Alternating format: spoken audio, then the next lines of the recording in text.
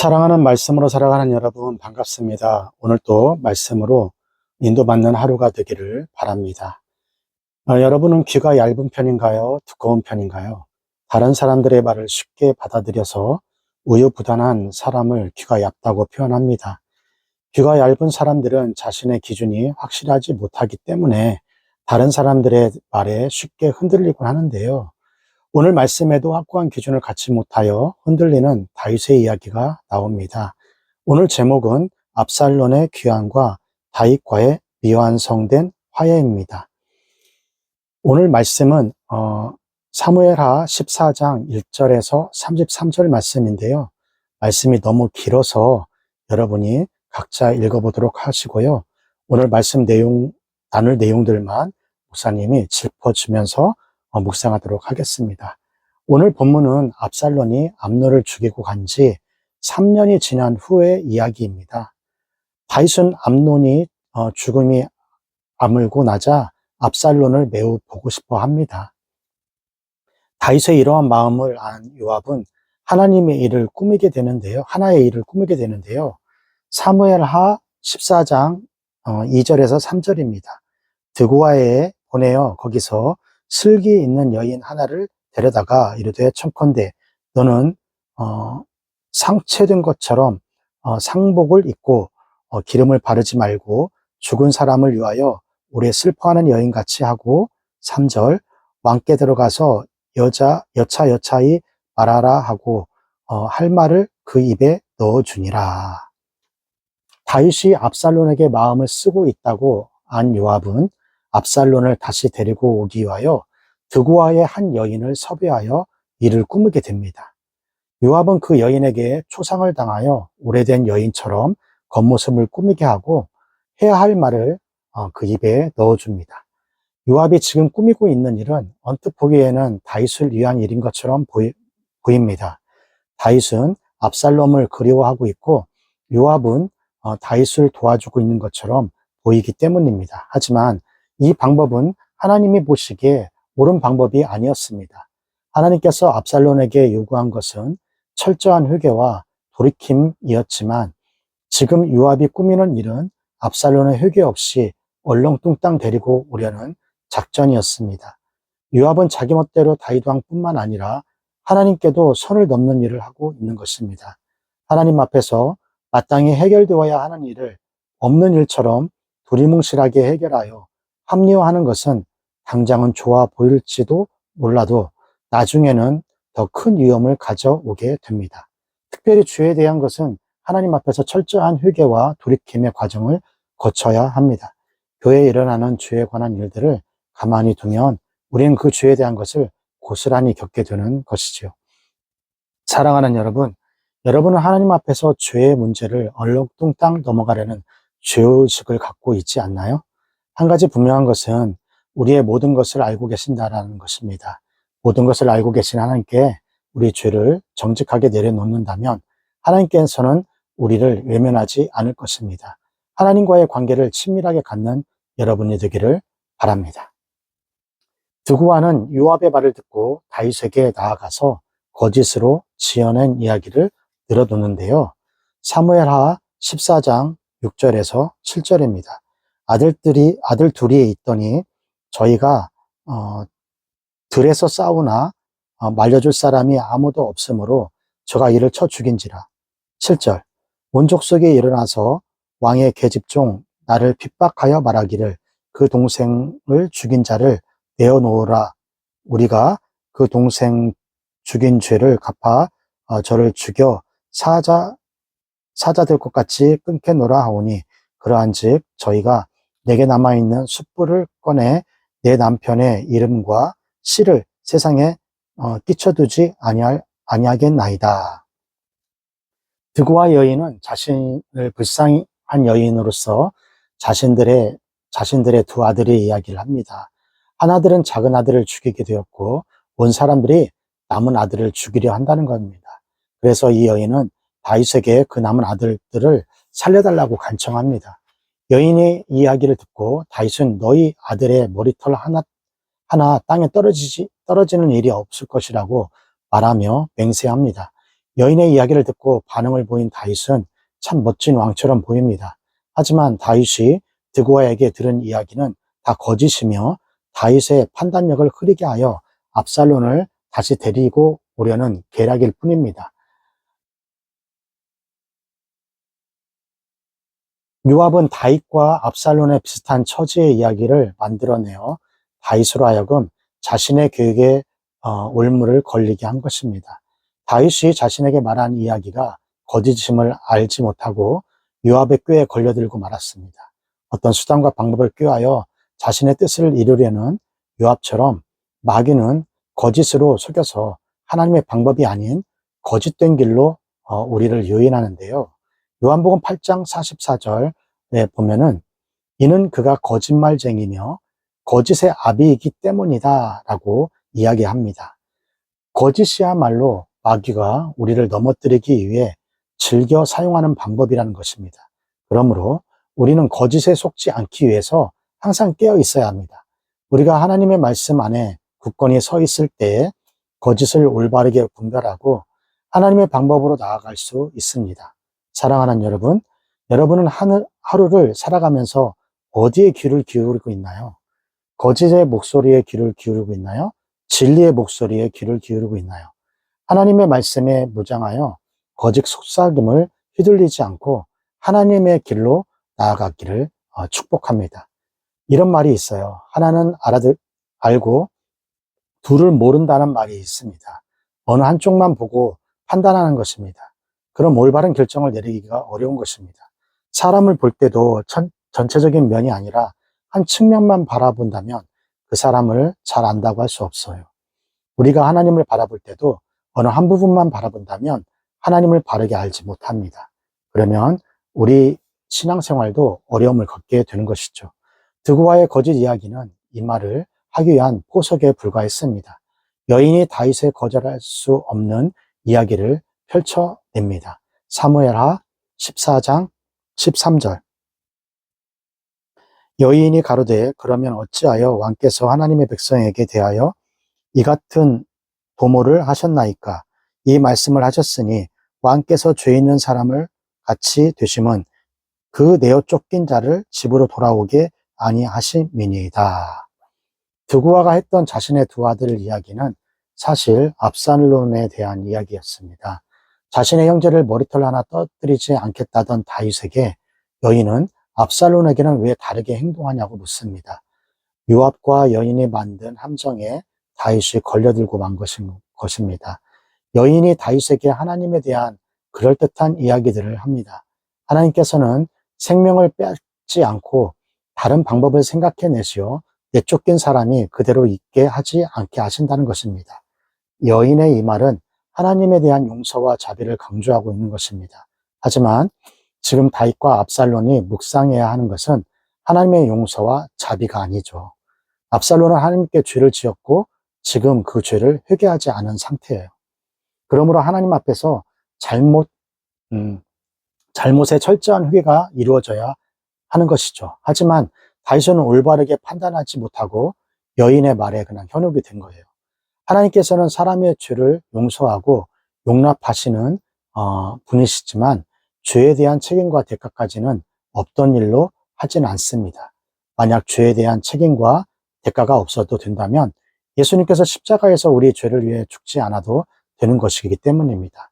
하나님은 사랑의 하나님이시지만 공의의 하나님이십니다. 사랑하는 여러분, 여러분은 여러분의 원하는 하나님만 바라보고 있지는 않나요? 하나님을 우리의 입맛대로 섬길 수 있는 분이 아니에요. 사랑과 공의를 모두를 가지신 하나님을 바르게 바라보며 반쪽짜리 신앙이 아닌 완벽한 신앙인이 되기를 소망합니다. 드고아의 이야기를 들은 다윗은 하나님 보시기에 옳지 않은 결정을 내리게 되는데요. 사무엘하 14장 21절 또한 23절, 24절까지 보도록 하겠습니다. 왕의 요압에게 이르되 내가 이 일을 허락하였으니 가서 소년 압살론을 데려오라. 23절 일어나 그슬로 가서 압살롬을 데리고 예루살렘으로 오니.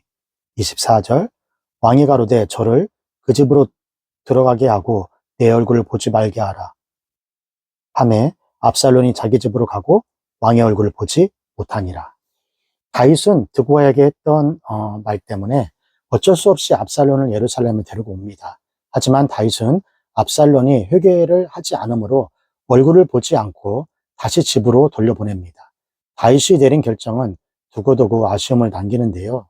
압살롬을 완전히 용서하지 못하고 징계하지 못한 채 압살론을 돌려보내므로 압살론은 이 일에 불만을 품게 만든 결정으로 인해 훗날 압살론의 반역의 씨앗이 된 것입니다. 다윗의 이러한 모습을 예전에 하나님을 성실히 섬겼던 다윗의 모습과는 비교가 되는 모습인데요. 예전에 다윗은 모든 일 하나하나까지도 물어보는 순수한 신앙을 가지고 있었어요.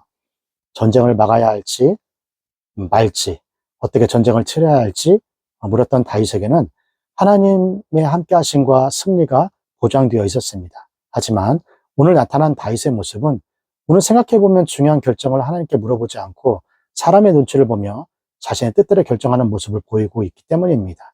신앙생활을 오래 했다고 해서 하나님의 지혜와 힘을 의지하지 않고 자신의 힘과 지혜를 의지하는 것은 매우 어리석한 그런 일입니다.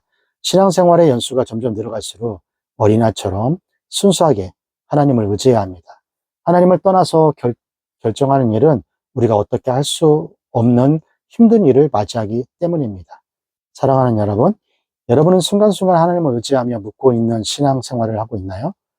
하나님께서는 여러분이 묻고 의지하면 여러분을 가장 선한 길로 인도할 것입니다. 작은 거 하나까지 하나님께 물어보며 물어보는 여러분이 되기를 축복합니다.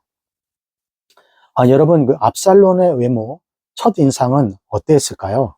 사무엘하 14장 25절에서 26절입니다.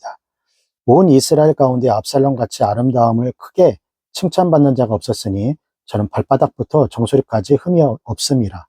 26절, 그 머리털이 무거움으로 연말마다 깎았으며 그 머리털을 깎을 때에 달아본 즉 왕의 저울로 200세겔이었더라. 성경에는 여러 사람들의 외모와 모습들이 등장하는데요. 압살롬의 외모의 표현은 성경의 외모 평가 중에 가장 극찬이 아닐까 생각합니다. 머리끝부터 발끝까지 흠집 잡을 데가 없다고 하니까요. 특별히 압살롬의 머리털에 대한 이야기가 인상적인데요. 머리털이 너무 무거워서 연말마다 잘라서 달아보면 200세겔이 나왔다고 합니다. 왕의 저울로 200세겔은 약 4.56kg 정도 되는 것이라고 합니다. 이것이 얼마나 무거운 것이라면 보통 남자들은 1년 되어 머리털을 깎는 무게가 500g 되었다고 합니다. 압살롬의 머리털은 보통 사람보다 10배나 무거웠던 것이죠. 그 당시 머리털은 힘과 용기, 아름다운 상징하는 것이었다고 합니다. 압살롬의 머리털이 이러한 표현은 힘과 용기, 아름다움이 얼마나 대단했는지를 알 수 있는 표현입니다. 그리고 압살롬은 자신의 머리털을 굉장히 자랑스러워했던 것 같아요. 하지만 압살롬의 이러한 머리털은 앞으로 일어날 일들을 예시하고 있는데요. 아름답고 용기 있는 그가 가장 결정적인 죽음을 맞이한 이유가 바로 머리카락이었기 때문이죠. 그가 가장 자랑스러워하고 내세운 것이 죽음에 이르게 한 것은 매우 의미심장합니다. 사랑하는 여러분, 우리가 하나님보다 더 사랑하고 자랑하고 중요하게 여기는 우리를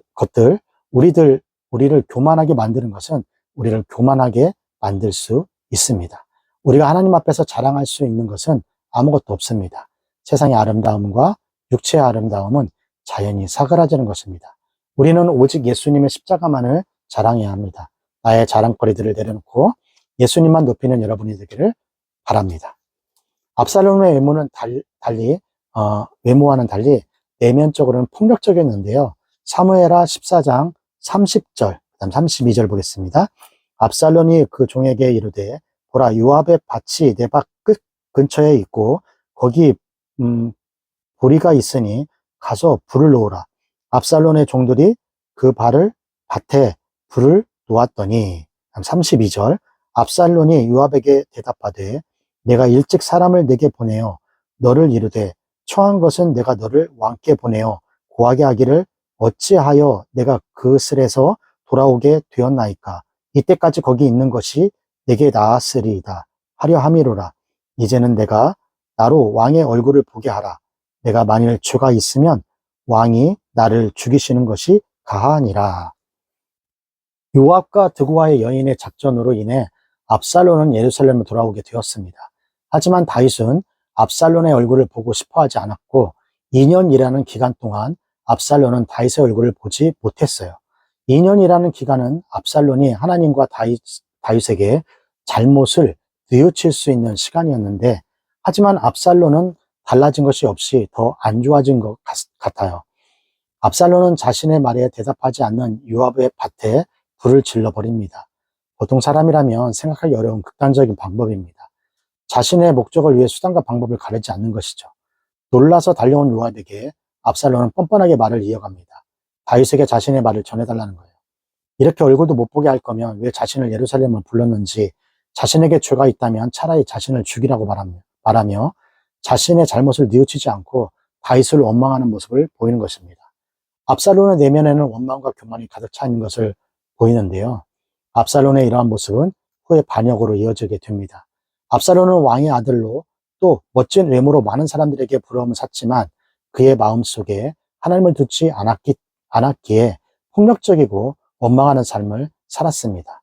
사람을 오래 사귀면 그의 내면이 더욱 중요하듯이 우리가 살면서 더욱 힘써서 가꿔야 할 것은 외모가 아니라 내면입니다.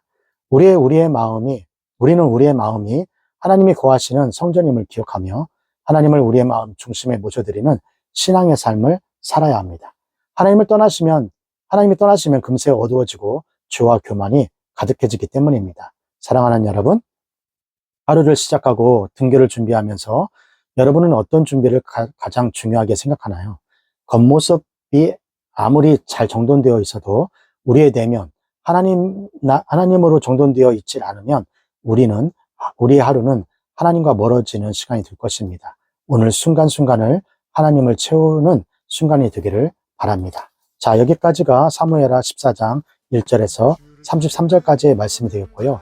오늘 말씀을 통해서 우리는 무엇을 묵상하고 또 무엇을 적용해야 할까요? 첫 번째, 요압의 교묘한 꼼수처럼 요즘 내가 하나님과의 관계에 집중하지 못하도록 방해한 것들이 있다면 무엇인가요? 우리에게 진리를 가르쳐 주시고 우리의 길로 인도해 주심을 감사하며 세상 속에서 만연한 거짓에 현혹되지 않고 진리 되신 하나님을 늘 따라가는 복된 하루가 되기를 바랍니다. 두 번째, 하나님께 죄를 용서해 달라고 기도하면서 나의 잘못 때문에 벌어진 일에 대한 책임은 회피하고 있지 않나요? 우리의 삶 가운데 늘 함께 하시고 누구보다도 우리를 잘 아시는 하나님을 찬양합니다. 매일 삶 속에서 우리에게 가장 선한 것을 아시는 하나님께 어린아이처럼 겸손하게 의지하는 우리가 되기를 축복합니다. 세 번째, 내가 하나님보다 귀하게 여기고 잘하는 것은 어떤 것이 있나요? 그것이 하나님과 나의 관계를 방해하지는 않나요? 하나님 보시는 것은 우리의 겉모습이 아닌 마음의 중심을 보는 것을 믿습니다. 우리 마음의 중심에 늘 하나님을 모셔드림으로써 선하신 하나님을 드러내는 복된 삶을 살아가는 여러분이 되기를 주님의 이름으로 축복합니다. 교육보고 힘있게 외치고요. 오늘 큐티 마치도록 하겠습니다. 교육보고 시작! 공부 잘해 남주자, 돈 많이 벌어 남주자, 은혜 많이 받아 남주자.